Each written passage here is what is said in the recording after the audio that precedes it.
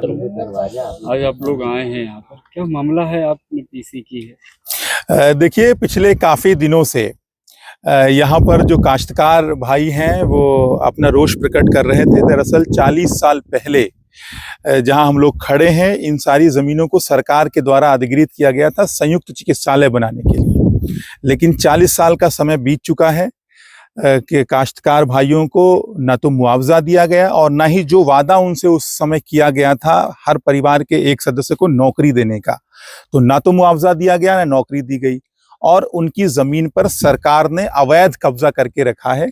आज अस्पताल भी संचालित हो रहा है, अब ड्रग हाउस का भी निर्माण कर दिया गया है। तमाम जमीनों को सरकार ने एक्वायर कर रखा है, हड़प कर रखा है, लेकिन ना तो इनको मुआवजा मिला ना इनको नौकरी मिली और 40 साल से इन किसान भाइयों की जमीन पर सरकार का कब्जा है। दरअसल उस वक्त जब इन लोगों को मोटिवेट किया गया था, प्रेरित किया गया था, तो इसलिए किया गया था कि यहाँ पर संयुक्त चिकित्सालय का निर्माण किया जाएगा जहाँ पर सारी बीमारियों का इलाज होगा, सारी सुविधाएं मिलेंगी।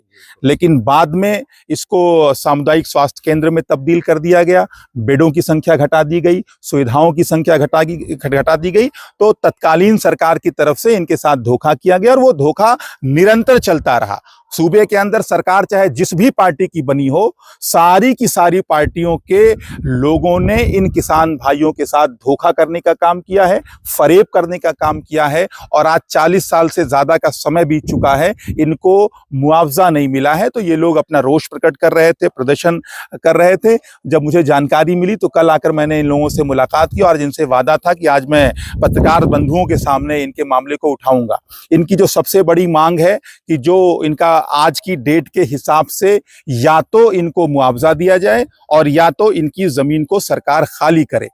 अगर कोई पान की टपरी वाला, अगर कोई ठेला लगाने वाला, खोमचा लगाने वाला, छोटी दुकान लगाने वाला सरकार की जरा सी जमीन पर अतिक्रमण करके रखता है तो सरकार बुलडोजर चला देती है।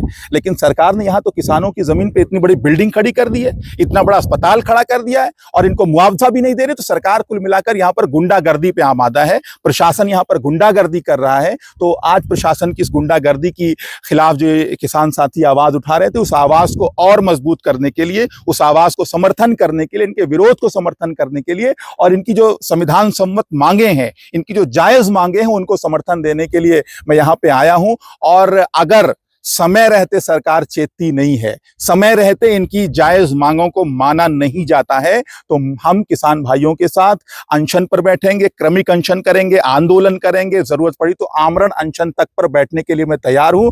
जो इनकी मांगे हैं, सबसे पहली मांग ये है कि अगर सामुदायिक स्वास्थ्य केंद्र के नाम पर यहां पर जमीनों का अधिग्रहण किया गया था, तो अगर संयुक्त चिकित्सालय के नाम पर इस जमीनों का अधिग्रहण किया गया था तो संयुक्त चिकित्सालय का निर्माण किया जाए। जहां संयुक्त चिकित्सालय का निर्माण करना था वहां पर आपने ड्रग हाउस का निर्माण कर दिया। ड्रग हाउस से यहां की क्षेत्रीय जनता को क्या लाभ होना है?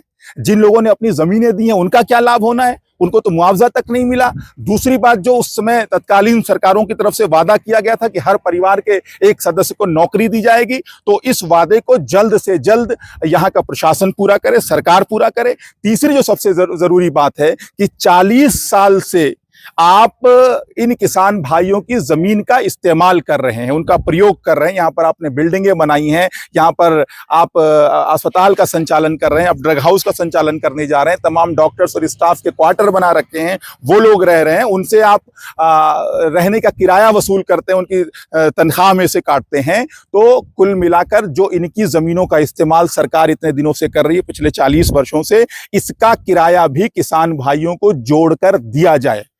और अभी इसमें एक मामला और सामने आया कि इसमें से एक किसान जो है वो कोर्ट जाते हैं, कोर्ट से उनको ऑर्डर मिलता है तो उनको उनका भुगतान कर दिया जाता है। उसके बाद भी प्रशासन के कान पे जूं नहीं रेंग रही है कि बाकी जो फरीक हैं उनकी भी जमीनों को आखिर प्रशासन ने लिया है, सरकार ने लिया है, तो उनको मुआवजा क्यों नहीं दिया जा रहा है? तो ये जो कोर्ट कचहरी खेलने का खेल ये सरकार खेलना चाहती है, ये बिल्कुल भी जायज नहीं है। सरकार को अपनी नीयत साफ दिखानी चाहिए, अपनी साफ नीयत से, नेक नीयत से आगे आना चाहिए प्रशासन को। और खासतौर से मैं सिद्धार्थनगर के तेज तर्रार डीएम साहब से, जो प्रथम दृष्टया ईमानदार प्रतीत होते हैं और वो नेक नियति से काम कर रहे हैं, मुझे पूरी उम्मीद है कि इस आज के हमारे इस धरना प्रदर्शन के बाद आज जो हम आवाज उठा रहे हैं, ये आवाज उनके कानों तक जाएगी और यथाशीघ्र वो इन जमीनों की पैमाइश कराएंगे, जल्द से जल्द पैमाइश करा के, और जो भी भुगतान इन किसान भाइयों का बनता है, एक तो मुआवजे की रकम का भुगतान किया जाएगा, और 40 साल से इनकी प्रॉपर्टी का, इनकी जायदाद का जो इस्तेमाल सरकार के द्वारा किया जा रहा है, उसका किराया भी इन किसान भाइयों को दिया जाएगा।